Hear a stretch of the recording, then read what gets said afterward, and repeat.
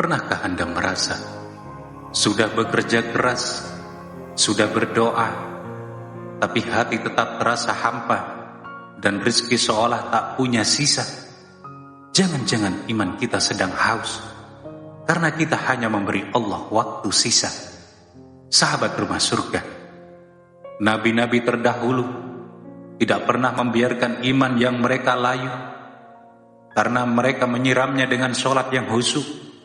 Hari ini kita akan membongkar rahasia bagaimana sholat bukan lagi sekedar kewajiban yang menggugurkan beban, tapi menjadi sumber keajaiban dan ketenangan hidup seperti yang dialami Faris di Samarinda.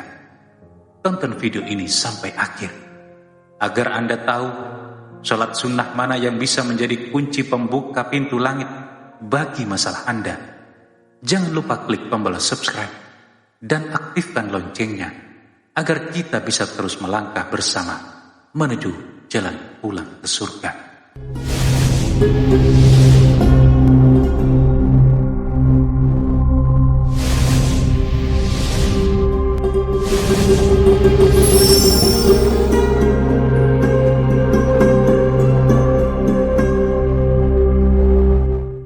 Assalamualaikum warahmatullahi wabarakatuh. Sahabat yang dirahmati Allah, siapa di antara Anda yang mendambakan imannya menjadi jauh lebih kokoh? Silakan angkat tangan. Masya Allah, silakan turunkan kembali. Kehadiran saya di forum ini, setiap kali saya mendatangi majelis ilmu, saya selalu membuat komitmen pada para sahabat. Apakah Anda siap mempraktekkan apa yang kita pelajari hari ini?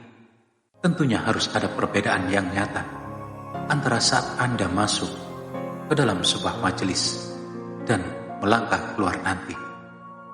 Sahabat rumah surga yang dirahmati Allah, tempat menuntut ilmu disebut sebagai majelis, yang bentuk jamaknya adalah majalis.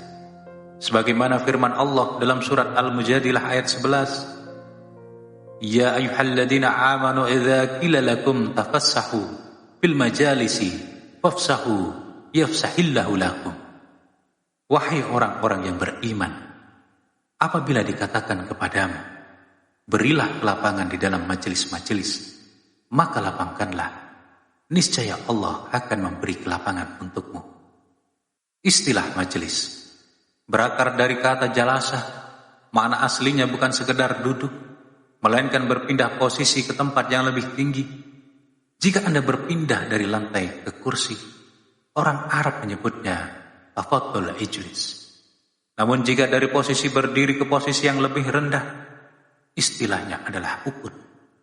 Inilah mengapa dalam sholat, jika tidak mampu berdiri, kita diminta untuk duduk dengan istilah qiyaman wa qu'udan, bukan julusan. Jika tetap tidak mampu, maka dengan berbaring wa ala junubikum, hingga puncaknya jika hanya bisa menggunakan isyarat mata. Kenapa tempat belajar disebut dengan majelis ilmu? Ini adalah isyarat bahwa setiap kali Anda pulang dari pengajian, derajat Anda harus terangkat lebih tinggi dari sebelumnya. Tentunya apa yang diangkat? Pertama adalah iman, yang kedua adalah ilmu. Jika belajar dengan saya justru tidak membuat Anda merasa lebih dekat kepada Allah atau tidak menambah wawasan, maka tinggalkanlah saya. Carilah guru yang lebih baik lagi, karena artinya saya gagal untuk memenuhi standar yang ditetapkan oleh Al-Quran. Sangat mustahil iman kita tumbuh jika kita tidak paham apa yang kita pelajari. Sebagaimana perintah dalam surat At-Taubah ayat 122, kita harus belajar hingga mencapai pemahaman yang mendalam. Al-Quran telah memberikan sindiran yang sangat halus namun tajam. Betapa banyak orang yang mengerjakan sholat, namun tidak mengerti apa yang ia ucapkan. Cobalah renungkan, sudah berapa ribu kali kita ruku dan sujud, namun berapa persen dari bacaan itu yang benar-benar kita resapi maknanya? Tanpa pemahaman, bagaimana mungkin kita bisa merasakan kehusyuan dan kenikmatan dalam ibadah? Barang siapa yang belajar dengan niat paham dan berkomitmen mengamalkannya, maka ia setara dengan seorang mujahid di jalan Allah. Maka, jika maut menjemput saat sedang menuntut ilmu, maka ia wafat dalam keadaan syahid bersama para nabi di surga, sebagaimana dijelaskan dalam surat An-Nisa ayat 66. Namun ingat, jihad yang benar bukanlah tentang kekerasan atau melukai sesama tanpa alasan yang benar. Membunuh orang beriman dengan sengaja justru akan membawa seseorang langsung ke neraka jahanam. Sebagaimana peringatan dalam surat An-Nisa ayat 93, "Wa may yaqtul mu'minan muta'ammidan fajaza'uhu jahannamu khalidan fiha wa ghadiba lahu 'alaihi wa la'anahu wa a'adda lahu adaban 'azima." Dan barang siapa membunuh seorang mukmin dengan sengaja, maka balasannya ialah neraka jahanam. Dia kekal di dalamnya. Allah murka kepadanya dan melaknatinya serta menyediakan azab yang besar baginya. Tentunya untuk memperkuat iman, amalan paling utama yang harus kita jaga adalah sholat. Dalam surat Al-Baqarah ayat 3, Allah menyandingkan iman dengan sholat. Alladzina yu'minuna bil ghaibi wa yuqimuna sholat. Perhatikan penggunaan kata yu'minun yang berbentuk fi'il mudhari. Kita kerja masa kini dan mendatang. Ini menandakan bahwa sholat adalah instrumen untuk menjaga iman kita secara konsisten sepanjang hidup. Seluruh nabi terdahulu pun melaksanakan sholat untuk menjaga hubungan mereka dengan Allah. Nabi Musa diperintahkan sholat dalam surat Taha ayat 14. Innani anallahu la ilaha illa ana fa'budni wa aqimis sholata li zikri. Sungguh, aku ini Allah. Tidak ada Tuhan selain aku. Maka sembahlah aku dan laksanakan sholat untuk mengingat aku. Begitu juga Nabi Zakaria yang doanya dikabulkan saat sedang berdiri sholat di mihrab.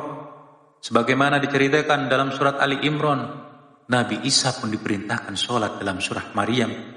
Bahkan silsilah Nabi Muhammad SAW yang tersambung hingga Nabi Adam AS menunjukkan bahwa wahyu tentang sholat adalah warisan abadi para nabi.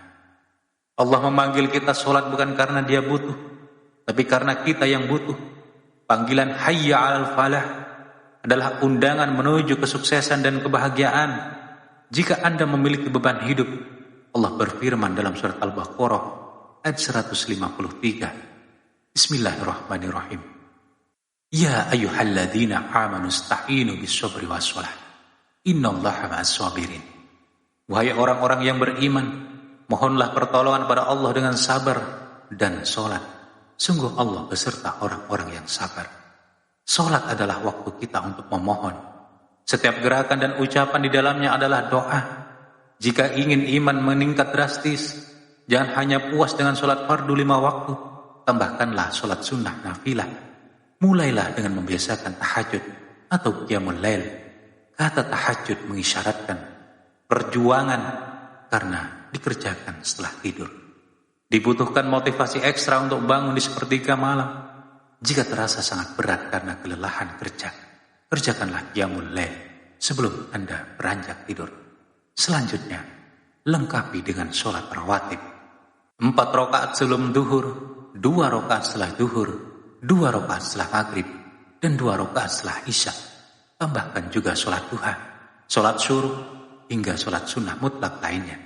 Mari kita lihat sebuah perumpamaan nyata. Bayangkan seorang pemuda bernama Faris yang tinggal di pinggiran kota Samarinda. Dulu Faris sering merasa hidupnya hampa. Meskipun secara materi ia berkecukupan, ia jarang menyentuh sholat sunnah. Bahkan sholat fardu sering ia kerjakan di akhir waktu. Namun setelah ia berkomitmen menjaga sholat fardu tepat waktu dan merutinkan sholat sunnah rawatib serta tahajud, hidupnya berubah total. Kini, Faris merasa gelisah luar biasa jika tertinggal sholat sunnah sebelum subuh.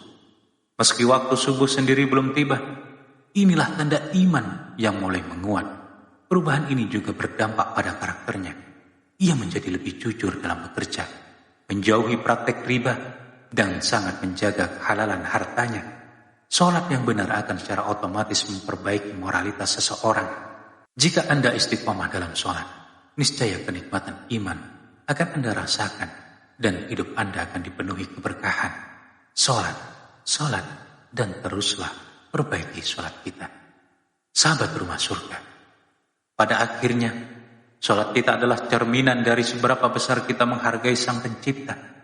Jika saat ini Anda masih merasa berat untuk bangun tahajud atau sering melupakan rawatib, ingatlah bahwa Allah selalu menunggu rintihan doa Anda di sujud-sujud panjang itu. Jangan tunggu sampai kita disolatkan, baru kita menyadari betapa berharganya waktu untuk mengerjakan sholat. Mari mulai hari ini, jadikan setiap takbir kita sebagai cara untuk membuang urusan dunia ke belakang punggung. Dan biarkan cahaya iman menyinari setiap langkah kita menuju keberkahan yang nyata. Jika video ini menyentuh hati Anda atau mengingatkan Anda pada seseorang yang sedang berjuang dengan imannya, silakan bagikan share video ini sebagai amal jariah Anda. Tulis di kolom komentar, "Ya Allah, istiqomahkanlah hamba dalam menjaga sholat." Sampai jumpa di video Rumah Surga berikutnya. Wassalamualaikum warahmatullahi wabarakatuh.